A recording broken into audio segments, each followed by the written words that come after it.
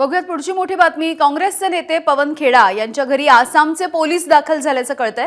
आसाम पोलिसांच्या सोबत दिल्लीचे पोलीस देखील पवन खेडा यांच्या घरी पोहोचले।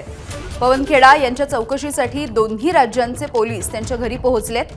खेडा यांनी आसामच्या मुख्यमंत्र्यांच्या विरोधात आरोप केले होते आणि त्यानंतर सध्या पोलीस दाखल झालेत। खेडांच्या विरुद्ध आसामच्या मंत्र्यांचे सोशल मीडियाच्या दुरुपयोगाचे आरोप करण्यात आले।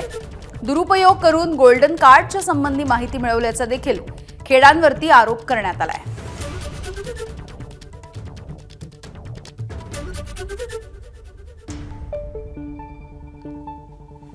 तर काँग्रेसचे नेते पवन खेडा यांच्या घरी सध्या आसामचे पोलीस पोहोचल्याची ही माहिती आपण बघतो आहोत। सोमेश कोलगे आपल्याला या सगळ्या घडामोडींविषयी माहिती देत आहेत अधिकची। सोमेश, काय नेमकं प्रकरण आहे? पवन खेडा यांनी नेमके काय आरोप केले होते आणि पोलीस त्यांच्या घरी दाखल झालेले आहेत, त्यांच्यावरती आता काय ठपका ठेवण्यात आलाय?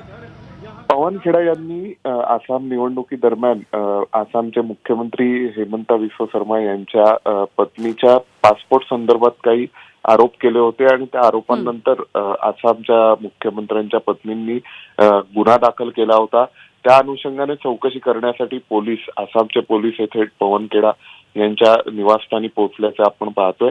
आता अपेक्षा आहे की साधारणपणे पवन खेडा यांची फक्त चौकशी करून आसामचे पोलीस निघून जातात का परत, की पुन्हा पवन खेडा यांना त्यापेक्षा पुढे जाऊन काही आसामचे पोलीस अटक करणार आहेत का, असे असंख्य प्रश्न आता निर्माण झालेत।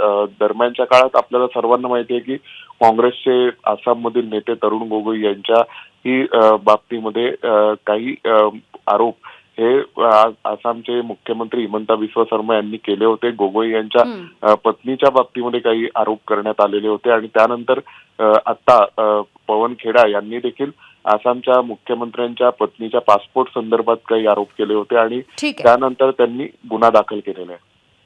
अगदी, त्यामुळे या अनुषंगाने काय घडामोडी घडतात हे बघणं महत्त्वाचे राहील। सोमेश, धन्यवाद माहितीसाठी। एबीपी माझा, उघडा डोळे बघा नीट।